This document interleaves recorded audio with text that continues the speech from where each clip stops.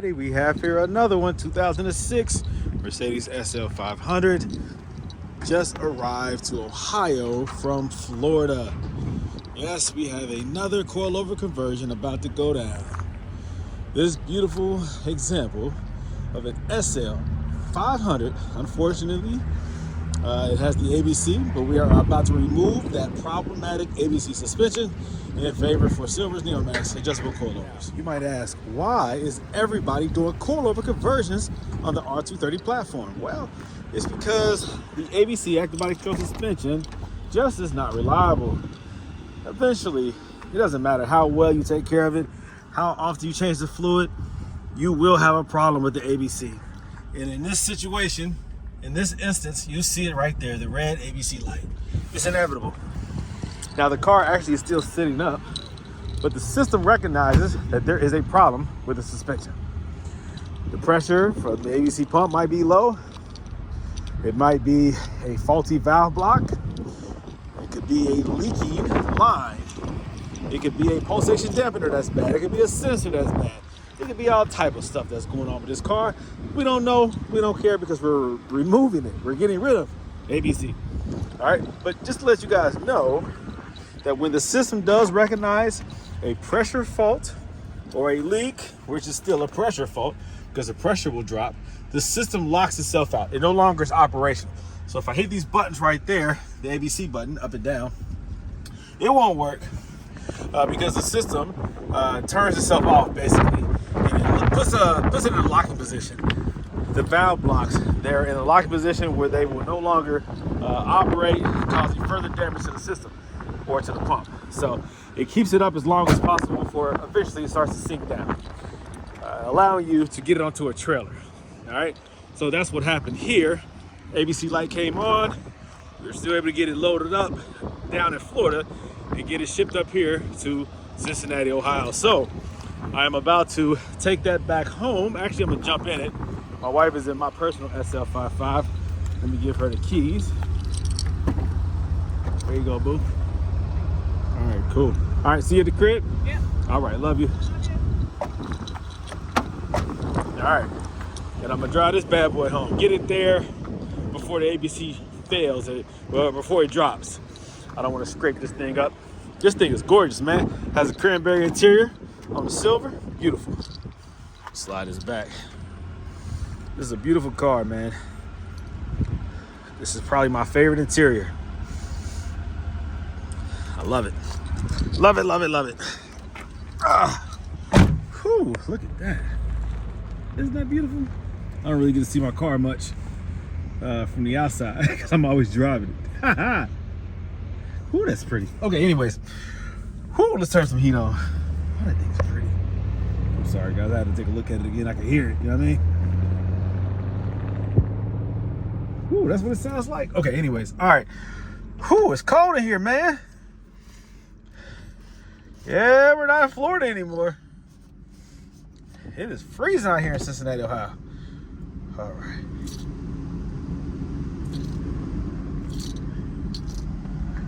All right. Okay. All right. You see here, the trim here for the top, the very roof, has the baking effect, which is typically caused by fluid leakage. There is hydraulic fluid also in the top, separate system from the suspension, but it also has that fluid that allows the top to operate. So when it starts leaking in the cylinders up here, it will cause that to happen right there. You'll randomly get drips of fluid, and I hate that. You know, I hate when that happens. It's an unfortunately, it is a common fault with the SLs. All right, whew, let's get out of here. Ah, it's cold.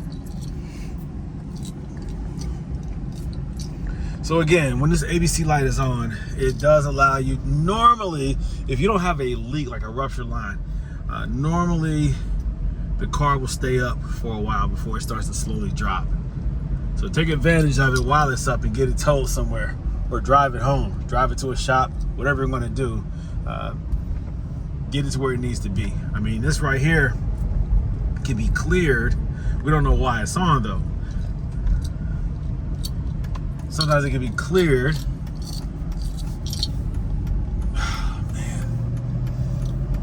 reset if the problem has resolved or fixed itself. It could be a temporary, maybe a spike in the pressure or a sudden drop in the pressure, which would trigger that light. If it was a pulsation dampener, no. If it was the accumulators, if those were failing, then you would get the ding, red light, and it would go away. The fact that it has not gone away, the system has decided to lock out, to turn off ABC, and to err on the side of caution, I guess is the best way to put it. So driving the car, it's remaining steady. There's a little bit of a floaty feel to it, but again, I'm getting rid of ABC, so I'm not trying to really diagnose it. Ooh.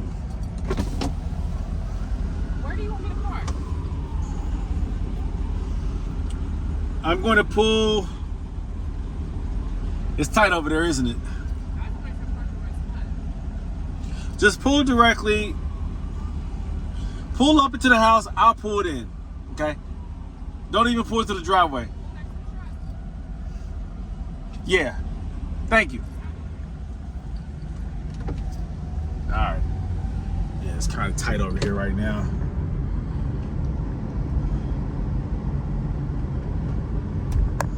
All right. I have her do that. I'll move some stuff around. I have some space. I got the space. There's just a lot going on right here because they have, my next door neighbors have some stuff going on. They're actually getting ready to sell the house, and so they're, kind of getting it ready to go, ready to get put on the market. So it's a lot of vehicles coming and going. So I don't want to put this beautiful car at risk.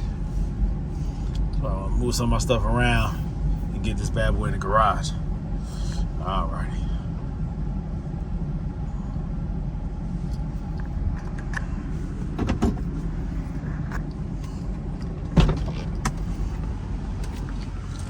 Beautiful interior. Beautiful. I'm in love. Hold on. Does this have the, okay. All right, just checking. Beautiful. All right, I have here in my possession a 2006 SL500 Mercedes R230 platform all the way from Florida here to Ohio. I am about to get ready to do the coilover conversion. That's removing the ABC, active body control suspension, hydraulic fluid suspension in favor of Silver's Neomax adjustable coilovers. So this right here will allow the car to be more reliable. You can take it anywhere, anytime, as far as you want to take it, without worrying about failure, without worrying about leaks, without worrying about a tow truck trying to get this thing back home. And so a lot of customers are going this route because they love these cars. These cars are collector worthy. They are beautiful cars. If you have one of these roasters, these hard top convertibles, you know what I'm saying. It doesn't matter if it's a 350, 500, 55, 63, 65, 550. Did I say that already? These are all beautiful cars. 600, that's the V12. These are all beautiful cars. And so they are worth fixing, worth maintaining. If you find one of these for cheap, consider the suspension. Is the suspension operational? You have an option. You can convert it over to coilovers. Is the top not working? It's okay. It's still a beautiful hard top coupe. If the top works, that's a plus. Either way, you have one of the most beautiful Mercedes ever made that always looks better than 95% of what's on the road.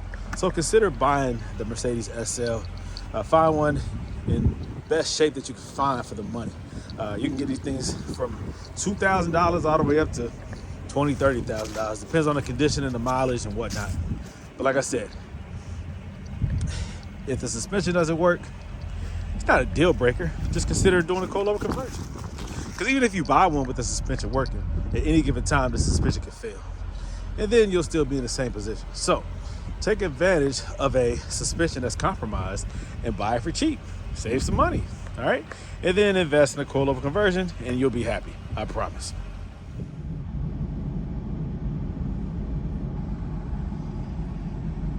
All right, safe and sound in the driveway. And I gotta move a lot of stuff around, but it's here, all right. Oh man, this is my dilemma every time I get a coilover conversion. How do I make room? This is crazy. Nah.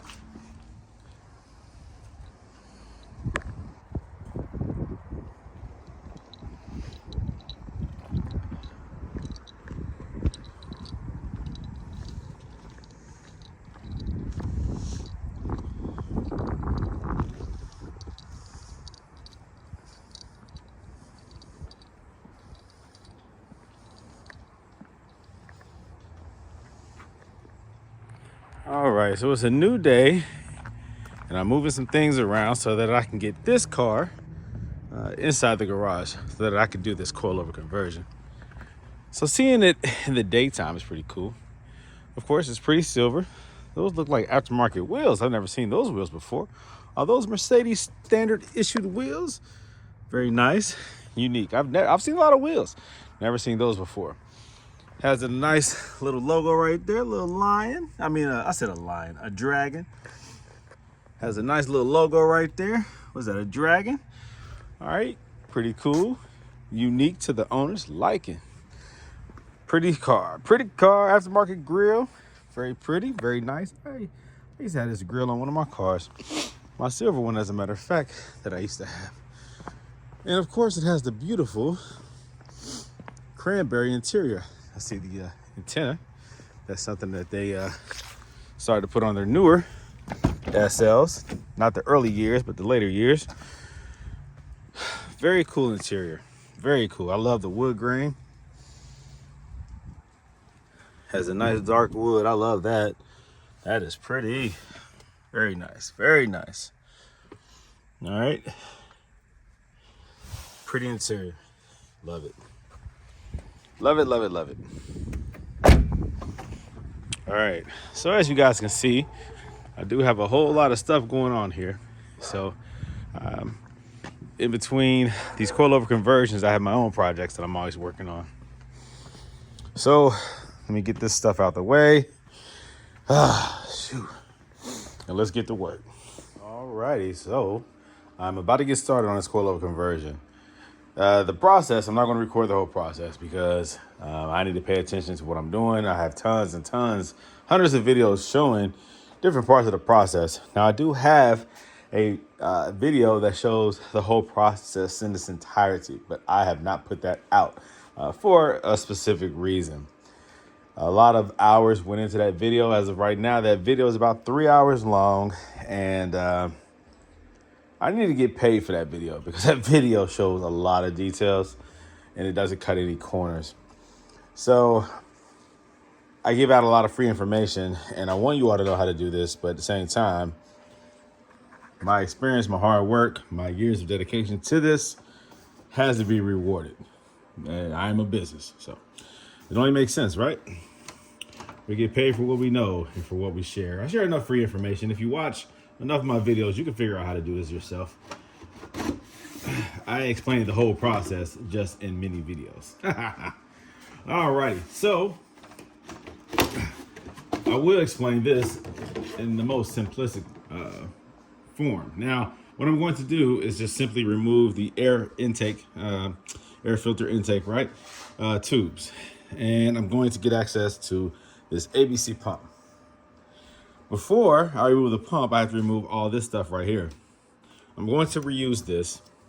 This is the power steering reservoir. This is the ABC reservoir. I'm eliminating ABC from this car.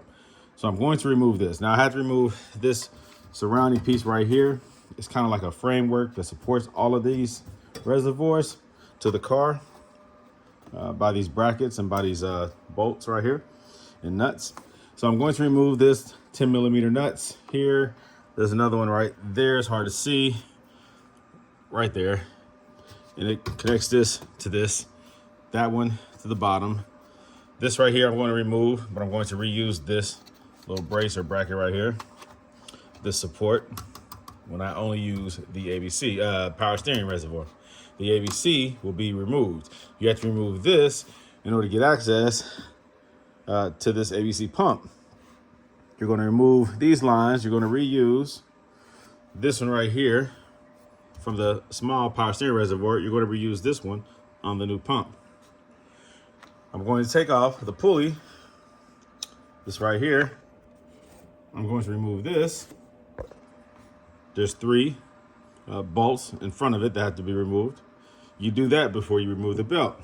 You need tension on that so you can break those 3 loose. All right, those 3 bolts right there.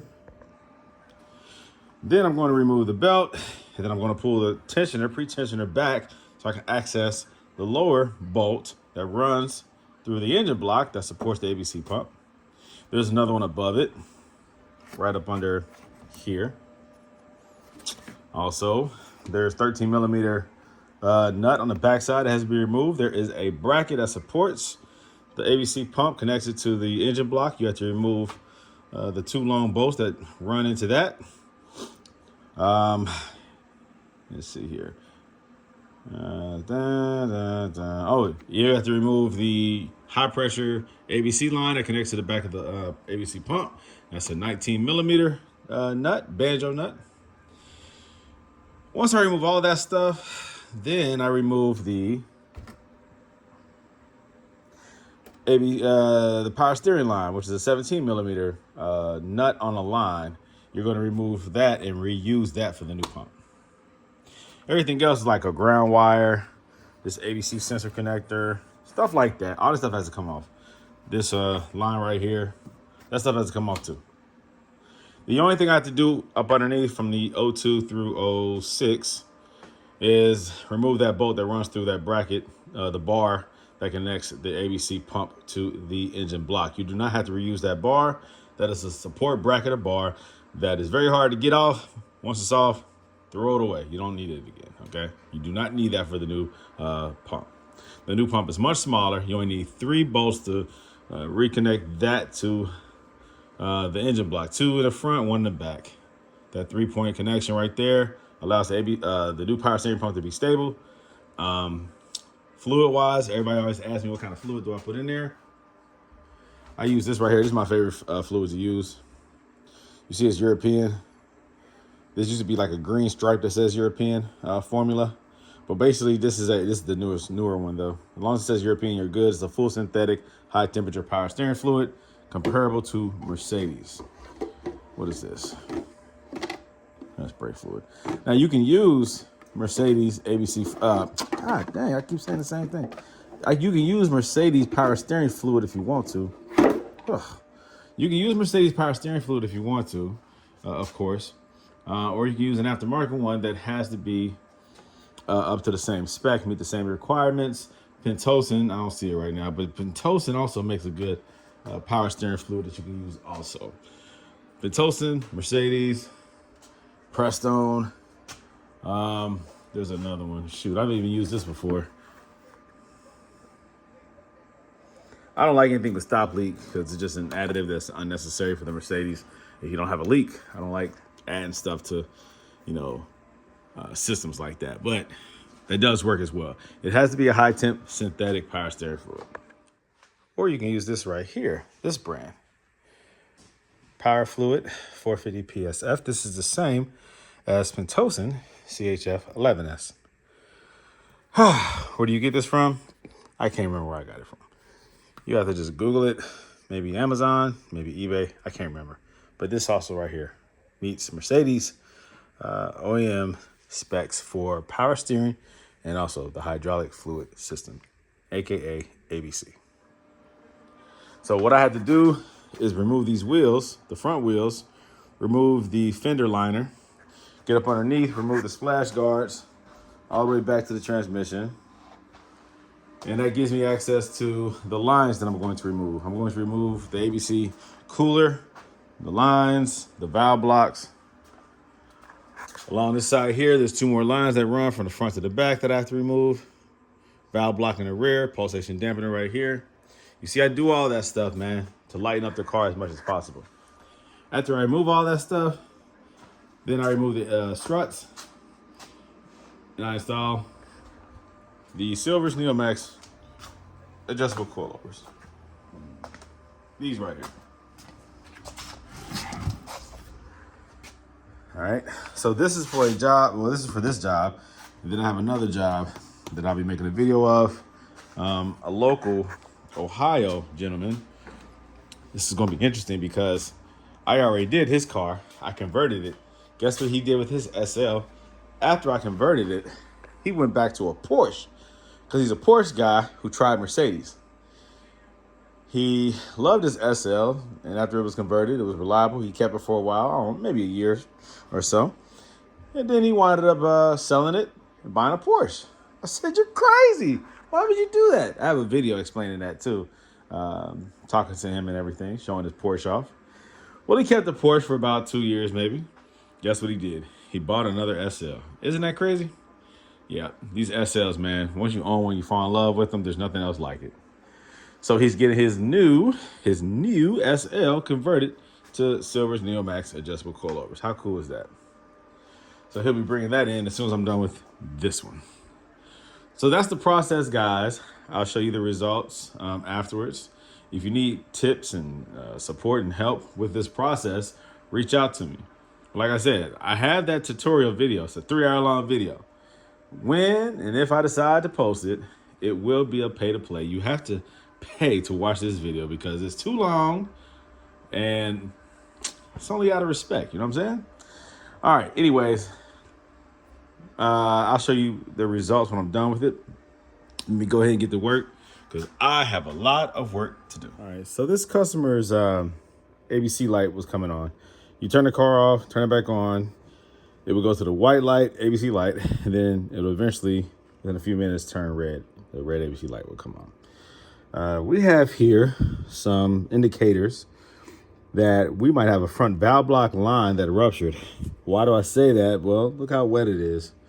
This is old wet, meaning that there was an oil that was present. It has since dried, but left the stain. And also right here, it's more wet, still wet. This is the lowest, so it's going to drip down here due to gravity.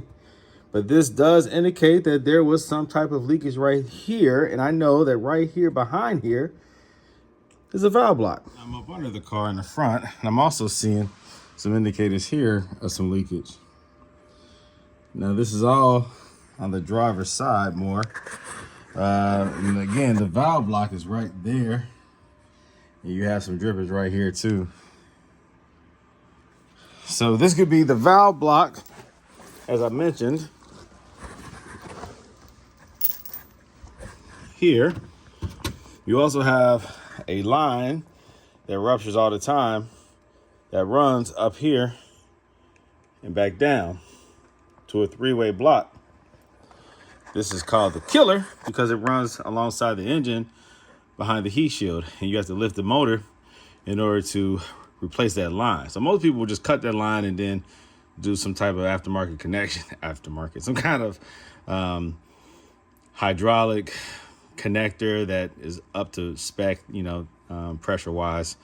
They'll kind of, I don't even call it pigtail it. I don't know what you call that, but they'll just cut the line and leave all that still there and just create a new connection back to the valve block. So that's what a lot of people will do instead of paying the thousands of dollars to lift the motor and replace that line.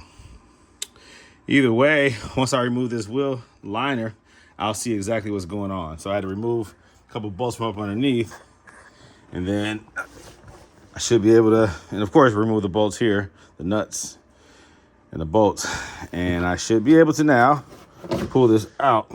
Oh, I still have one right there. All right, let me remove this one, and then I'll pick back up with the valve block and see where this leak is coming from. As I said, this is wet, right? Look at that. Okay? Let's see why it's wet.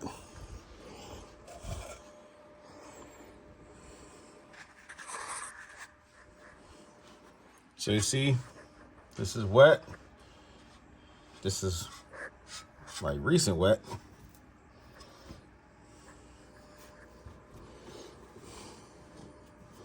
So this is the line that always ruptures. This one right here.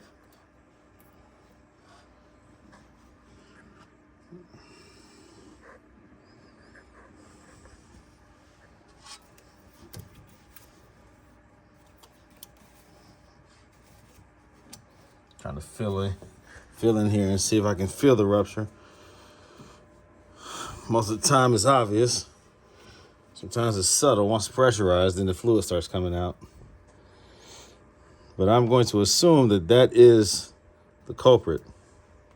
With as much fluid that was on the wheel liner, it had to have sprayed out, and that's usually where it sprays out from. Because that's the highest pressure line. These lines here don't have the same amount of pressure that this line does. So I'm going to assume that that is the leaker. I won't know until I remove it so that I can see all the way around it, flex it, and see if there's if it's compromised or not. But likely that's what it is. Very seldom does a bolt come loose out of the valve block. Those are pressed in there, not pressed in there, but tight in there, very tight. So that doesn't happen unless somebody was messing around in there. Even if the accumulator were to have failed, that's not going to have an external leak, not the accumulator. It fails internally, so you won't even see that leak. So yeah, that's the line that returns back to here, that runs up in there. This one right here, the top one, it runs, it goes up inside, it comes back down. That's the one that always goes, guys. So if you have a leak in the front, more likely it's the worst case scenario. It's that line right there. All right, either way, let me go ahead and do what I need to do. It's a work of art. So now the ABC pump is removed, the same pump is installed. It's very smooth, very quiet, the way it's supposed to be. Simplified power steering pump instead of the tandem two-part ABC pump with one side operating power steering only and the other side operating the suspension. The suspension is being deleted, so you do not need the tandem pump to be installed. It is an oversized, heavy, over-engineered pump that can lead to failure down the road because it's no longer being cooled by the oil cooler. You see, there's an ABC oil cooler that looks like a small radiator that sits in front down here. It's right up under there. What that does is it cycles the heated ABC fluid, cools it down, and pumps it right back into the reservoir, which has been removed, into the pump. So it keeps the pump cool. And what that does is it helps to lengthen the life of the pump. With that ABC system no longer pressurizing the ABC side, the pump no longer pressurizing the ABC system, you will not get that cooled ABC fluid. You have residual ABC fluid that is not under pressure sitting stagnant in the lines. So no longer will it be able to remain cooled, but instead it will generate heat on an unoperable side of the pump. That can cause premature wear and failure. So oftentimes people will leave the ABC pump in place and use it for just power steering. I've done it before on a CL500. It lasted about 3-4 years before it started to moan. Would it have broken down sooner? I mean, not as soon if it still was operating the ABC side, meaning it was being lubricated and cooled down during operation. Well, that's what it's designed to do. So removing that factor from the equation, it does make it more prone to failure. So just keep that in mind. I always replace the ABC pump with a standard power steering pump, except for the V12s. I got to charge more to do that on the V12s because it's more involved. Because that V12 is a bigger motor. The M275 motor is large. I don't have as much access to the ABC pump. So it's a little bit harder to do the work on, to swap that out. Plus, the new pump that you install is not a standard power steering pump. Rather, it's one specifically for the V12 engine, and it is harder to install. So that's why on the V12s, I typically try to save the ABC pump and just do the coilovers and leave all the stuff in place. But for the V8s, for the 550s, for the 500s, that ABC pump has to go. When you start the car, leave the steering wheel alone. Start the car, I always leave this cap off initially and check the fluid levels. I save as much fluid as I can by pinching this line when I remove it from the ABC pump, keeping all the power steering fluid installed in the reservoir. I try not to lose any of it if I can. I try to save as much of the original power steering fluid as I can because that's what's in the rack and pinion. I'm going to top it off though with power steering fluid, but I try to use the original as much as possible. So I pinch that off. When I reinstall it, I remove the clamp and the fluid goes in there. I spin the pulley a little bit before I attach the belt to get it flowing inside of the pump to make sure that the pump is well lubricated before I start the car, before I attach the belt. Once I attach the belt, I make sure my fluid levels are good. I keep the cap off, I start the car. I let it idle for at least a minute before I touch that steering wheel. I don't want to introduce air into the system. Well, air has already been put in the system because you put a new pump that has air in the system, right? The lines have been opened.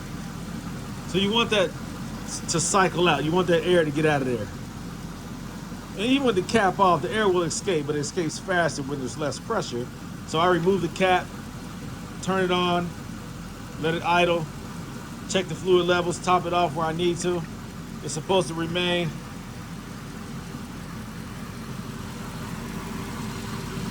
you got like a no higher than this, no less than this. I think this is the degree or temperature rated, so at its highest degree, once it warms up, it should never expand more than that. And when it's cool, it should never be below that. So I just try to make sure when I start the car, when I top it off, knowing air might still be in the system, it's going to lower the level or the volume in the reservoir a little bit. So I try to get it at the highest level when I first, do the coilover conversion. It might drop a little bit, but it still stays within range. All right, I've been letting it idle already. I'm going to tighten that up. You know what? I'm not going to tighten that up yet. All right, leave that loose. Turn that steering wheel a little bit.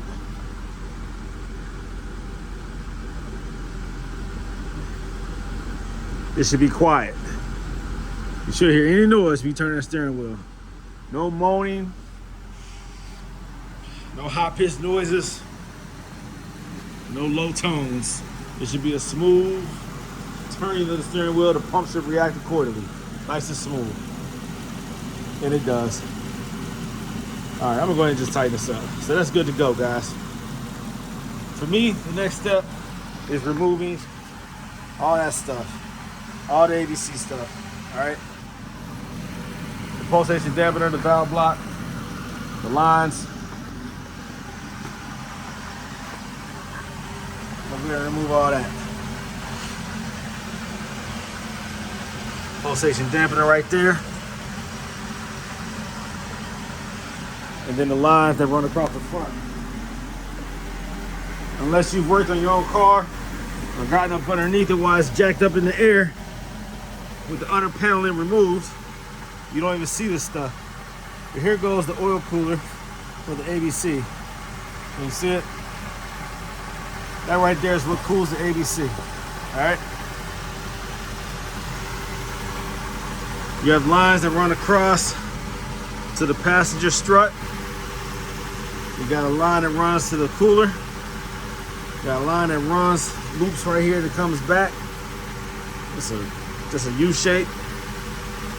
I remove all that crap. All right? So let me get to work. And just a little tip. I'm installing the actual coilovers now. This one is already installed. I'm on the front.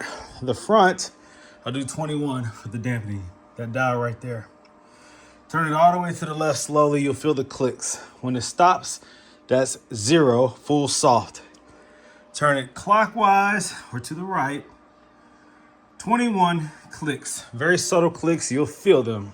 Okay? Very subtle. 21 clicks in the front, 17 in the rear. There's only one way to line the front up. There is a wider gap between these two holes than these. So it only lines up one way. All right? So you can't get that in there incorrectly. It only goes in there one way when you install it. All right? The holes and the studs on the top of the coilovers only line up one way. So you can't get that incorrect. All right. Sometimes too, when people remove this nut right here, there is a collar or a sleeve or a bushing, whatever you want to call it, is tapered on one end. The tapered end, can you see it? The tapered end is towards the strut. The flat is towards the control arm. So remember that, because when you take that nut off to install it, it usually falls off. So make sure that goes on there the right way. All right, there we go. That's just a little tip. Let me go ahead and do the front, and then I'm gonna do the rear. But I already have all the stuff removed. The lines in the front. You see the line sitting back there. Some of the other components are right here. You know, valve blocks are somewhere. I'll put them somewhere. But yeah, it's a mess. Whatever. Oh yeah, that's it right there. So all that stuff has been removed. The arm height sensors, level sensors, whatever, those are removed as well. Yeah, no reason to have that. Any of the ABC components you don't want, you can remove. All right, just how much work do you want to put in? Or you can leave them all there. It all depends on what you want to do. All right, so let me get back to work. Okay, a lot of people wonder, how do you remove this rear valve block? In my case, I'm removing it in order to get rid of it. This is the ABC valve block on the R230 platform. It's inside the rear driver's side wheel well in front of the wheel. So you have to pull this back first off, the wheel liner. There's just two 10mm plastic nuts, right? And then you have some of these push pins, these locking push pins that secure the bottom of this liner towards the bottom right here. You have 3 right here. You have 2 on the inside towards the center of the car. Now, this valve block here, there is a bottom that fits inside of a slide connected to the body of the car. All right. Now, there's also a slide at the top. You have to take this 10mm nut and loosen it, right? Right now I have it pulled out, but normally it would be slid right inside there, right? So you have to loosen that and then actually grab the lines and pull it out, okay? Grab it with 2 hands, one at the top, one at the bottom, and pull it towards you. Again, it's on a sleeve that it slides away from. The base of it, it slides in that. A plastic slide. It's right here. It's hard to see, but it's right in there. And it's hard to see. Whatever. Trust me. There it goes. Anyways, the whole valve block has to fit inside that groove, and it slides out towards you. Now, when you slide it out, the first thing you do then is, there's tension on it because these lines are connected. All right. If you're trying to absolutely remove it, you take this little brace off right here. It is a 8mm. You need, I recommend, a longer socket. Across the top is where you move this line, right? You have this power line right there, which is the wires connected to the valve block to the actual valves. But there is a 8mm nut, washer style nut, that is at the top of this. You put that on there and you break that loose. I use a impact, a drill, and get that off of there. And then you can start to move these lines a little bit. They'll have some flex to them, allowing you to more easily slide this thing out. The first one that I remove is this one right here, 17mm. All of these are held in on the 02 through 06 with 17mm threaded bolts, right? Inline bolts. So this one you remove first. That removes this line from the valve block. You have less tension. Then you're able to pull this thing out even more. You might be able to pull it out all together because you're going to use these lines right here with flex enough for you to maybe even pull the valve block out. And then you'll just start systematically removing the lines that you need to remove. You have to do that if you are absolutely removing this, or if you are repairing it and rebuilding it, you have to do that. Now, there is a line that ruptures, a line that once it goes, you're in trouble. These are the high pressure lines. This one, and shoot, these two here. These two here, 1, 2, these run up along the wheel well, and then they shoot Let me see if I can back out a little bit. They run up here and then they shoot across to the passenger strut. And then you have a return line that comes back. So you have one that shoots that way, or they both go up. You got a high pressure line that runs to it and a line that runs back. They both go to this valve block, okay? Does that make sense? Yeah, whatever. Let me see here. I said that wrong. Hold on. All right, I said that wrong. One line runs to the other strut, okay? There is no return line. There's a high pressure line that runs to the other strut, and then the other high pressure line runs to this strut. Yeah, I'm tripping. So one line, these are the two lines right here. One of these runs to this strut, and the other one runs to the other strut. They are both high pressure lines that run off of the valve block, and that is what keeps your rear struts pressurized. All right. So I corrected myself on that one. Sorry about that. That's misinformation. Fake news. All right. The line that ruptures is usually one of those lines that runs over to that side. If it goes, you have to drop the subframe in order to replace that line. Some people will just chop it and create a new end that connects to the valve block and adapter. This line right here, those don't really rupture that much, but they can.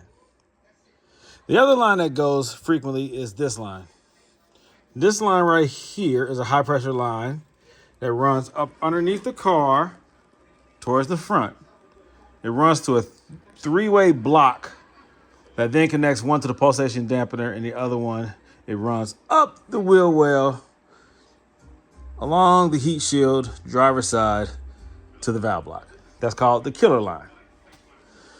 So that killer line right there ruptures, and then the line that runs back here to the valve block ruptures. I've sold several of these lines right here on eBay because they do rupture. It's a long line. This one never goes. This is maybe like a return line or whatever. It's not under the same pressure as this one. These lines are high pressure. These lines are return lines, not under pressure, not the same pressure. That's why it has the different design. These three are high pressure lines. This one is not. This never ruptures. This ruptures. Those two right here seldom rupture. One goes to the strut, driver's side. The other one runs to the passenger side strut.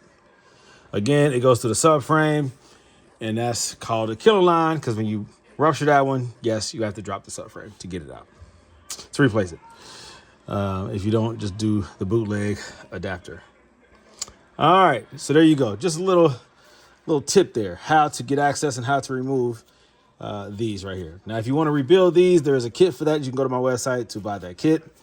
You can only rebuild the 02 through 06.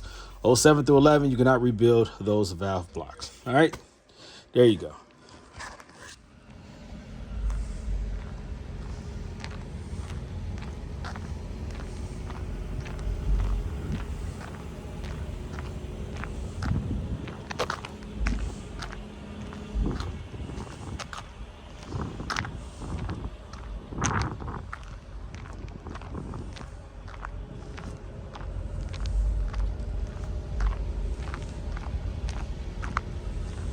All right, she's finished. So I did record some of the process, but I did not record all of the process. Like I said, there is a video that I'm going to put out that will show the whole process. But for now, just take the little bit of gold nuggets, as they call it, that I give you. Some of the free how-to parts of the process. Again, this is a very long process. I mean, it takes me less time than it takes the average person because I've done more than anybody else probably in the whole world. But it is a process, and I do like to help. But I want to make sure that I'm compensated for the work that I've put in to get it to the point where I am. So, you know, it is a business at the end of the day. But yes, she's finished, okay? And she looks good, and she feels good. And the customer's gonna be very happy. Now, this is the 3/4 height on the coilovers. So when I extend the full length of the coilovers and then reduce the length of them, this is what it looks like when you reduce it 3/4 instead of 1 inch. A lot of gentlemen who own these cars who don't want to have to get real low to get into their vehicles. They want it at a normal height where they have to strain a little bit less to get in and out. They like it at this height, the 3/4. And so it will settle probably like 1/8 of an inch over time. But this right here is a good, well-balanced height that a lot of customers do prefer. So if you're like me, a little bit younger, I mean, I'm 47, I'm not too young, but I do like performance and handling. I like my cars to sit lower than factory height, then do 1 inch. Okay, this right here is about the ABC's lowest height. It will settle a little bit, so it'll be right up under there, and I think this is perfect for the average owner. If you like it a little bit lower, do a 1 inch adjustment. You gotta look at my video to see what I'm referring to regarding the 1/4 inch or 3/4 inch and 1 inch. I explained that in my how to adjust the ABC. I mean the Silver's Neomax adjustable coilovers video. I have a couple of those videos. So if you have any questions regarding that, let me know and I can show you, or I'll send you that link. But she's good to go. Man, I love this interior. One of the best interiors. So here, as you can see, it has snowed. It's been like about 20 degrees temperatures here in Ohio. And it put a little bit of a damper, I guess, or a little bit of a delay on me pulling this car out. I had to get the roads cleared and everything so that I can drive the car safely. I don't want to take the risk of rushing, finishing the car, driving it on slick roads. It's not worth it. But this car does handle just fine. Not a doubt in my mind regarding the safety of the vehicle. This is without sway bars. The dampening in the front is 21, in the rear I have it at 18. Let's see how it feels. Seatbelt. Man, I love this interior. I love it. I love the interior. All right, here we go. All right, smooth so far. Look at my poor baby, just covered in snow. Look at her. That's my personal SL500. It's covered in snow.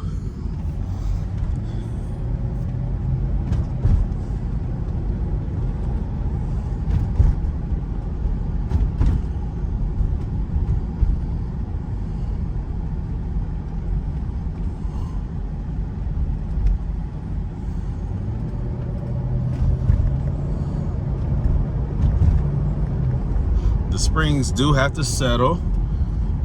Brand new out of the box. Give it a couple of days, couple of weeks, maybe even a few months of driving. And then oftentimes, you know, owners, they will make slight adjustments to the dampening. The front, they never have to adjust. The rear, typically, that is more or less the comfort versus how, you know, how firm it is or how soft it is. So I expect customers to sometimes make an adjustment to that, to their preferred liking, but I do it at 17 or 18. 18 is pretty much like, I like where it, you know, where it sits and how it feels, how it handles at 18. 17 is more soft, but on the highway it will bounce a little bit if you hit a big dip on the road on the highway. So I like an 18 in the rear, 21 in the front.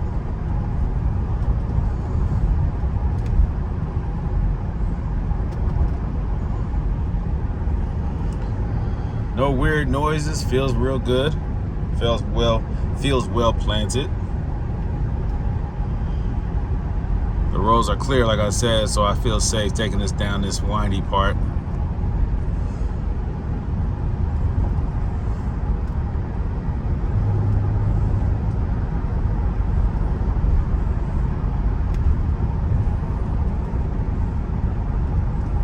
The SL R230 platform is known for its great handling, its comforts, its ability to handle the roads very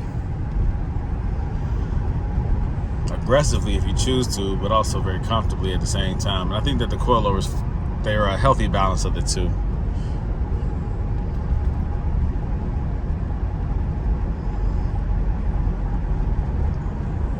This car is sitting on the factory size wheels. I believe they're 18s, staggered, wider in the back.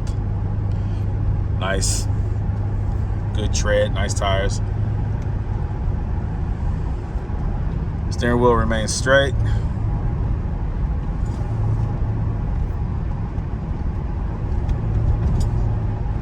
takes the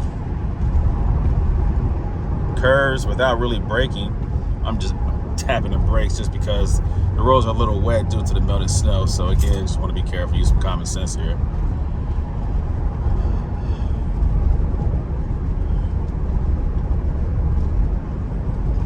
Now, if you go too firm in the rear, you can lose traction because it loses the more firm your dampening is, the less your springs can absorb the impact and bumps, and it takes traction away from the rear tires if you go too hard, too firm.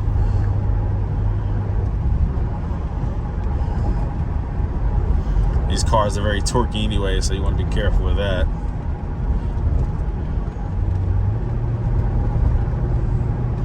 Now you can confidently drive this car, man. The ABC pump is removed. You have the standard power steering pump, so you don't have to worry about that.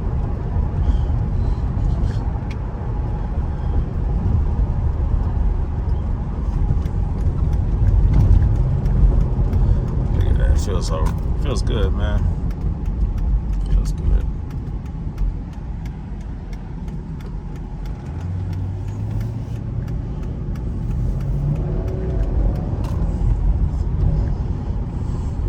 Feels real good.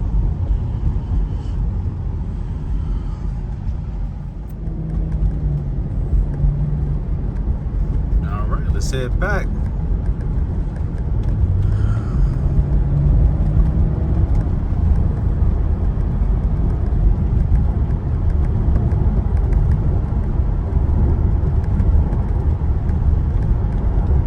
Now, don't get me wrong. No coilover suspension is going to be as perfect as ABC. ABC was created because it provides the ultimate driving experience regarding handling, remaining flat, no body roll, adjusting constantly to road conditions. A hydraulic fluid suspension is an unbelievable suspension, but it has to stay operational. And so when it fails, it's no longer a wonderful suspension. So it requires constant repair. And it's over the years, because the car will last longer than the suspension, so it becomes very expensive to maintain over the years. And so if you want to own a car that's trouble-free, you have to get rid of the troubles. And unfortunately, the ABC is problematic, it's very troublesome over the years. It has nothing to do with mileage. This car right here has 59,000 miles, so it doesn't have anything to do with mileage. It has to do with time and age. And so being that this car is I can't remember what year it is, 2005 maybe, being what year the car is, that's 20 years old. It's 2025, guys. It's probably 2026, matter of fact. So that being the case, that is the determining factor of the reliability of the ABC system, not the mileage. It's not necessarily wear and tear, it's age. It's just what it is.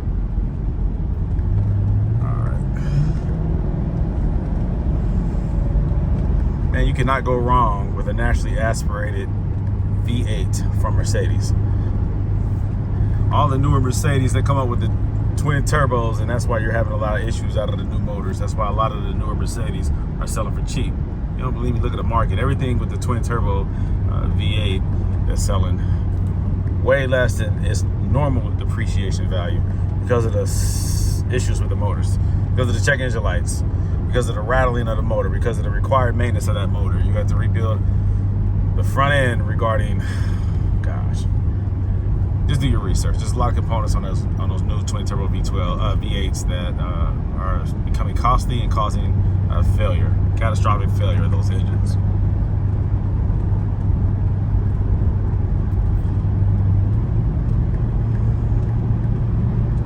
Old Mercedes, again, is the best Mercedes. Not technologically, but reliability wise and quality. Just what it is. It costs a lot more to build a high quality vehicle than it did back in the 80s and 90s and early 2000s.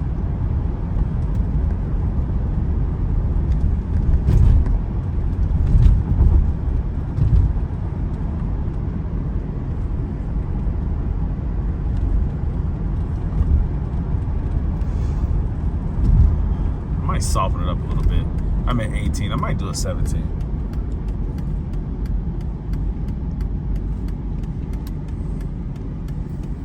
I say that just because it's real firm. And I'm not sure if the owner's going to want it that firm. I like it that firm, but I think I might dial it down to 17 and see how that feels. Now the wear and tear, naturally, the higher mileage cars are going to feel a little bit different because of the suspensions themselves, like the control arms and bushings, things of that nature, all that kind of stuff. If it's tightened right,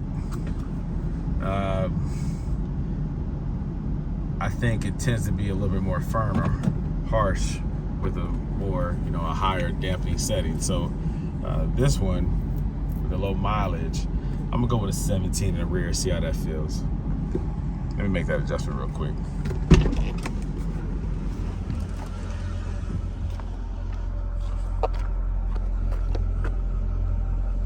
No, man, I gotta do it this way. How about it? Oh, there it goes. A delay. How do I adjust it? Put your hand back there. Pull that back. You have access to it right there. Dial it down one. It's one turn to the left. Come over here, do the same thing. Pull it back right there. Boom. Put your hand down there. Twist it. There we go. One turn to the left.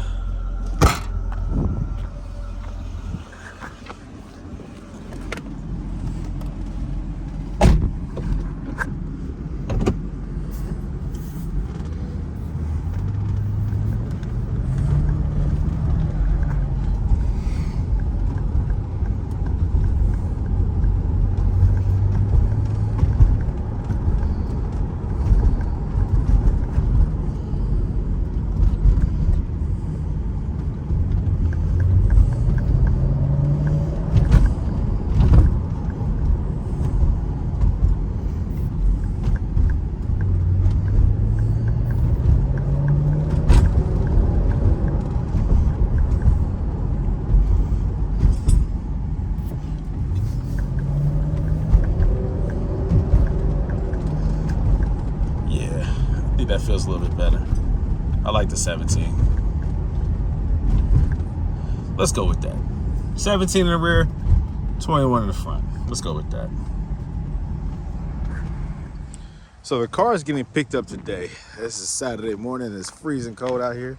Waiting for the tow truck to arrive. So we're gonna get this thing loaded and it's gonna be sent back to Florida where it's warm. You won't see any of this snow where this is going back to. Whew. I know this car is in shock right now. Not used to this weather.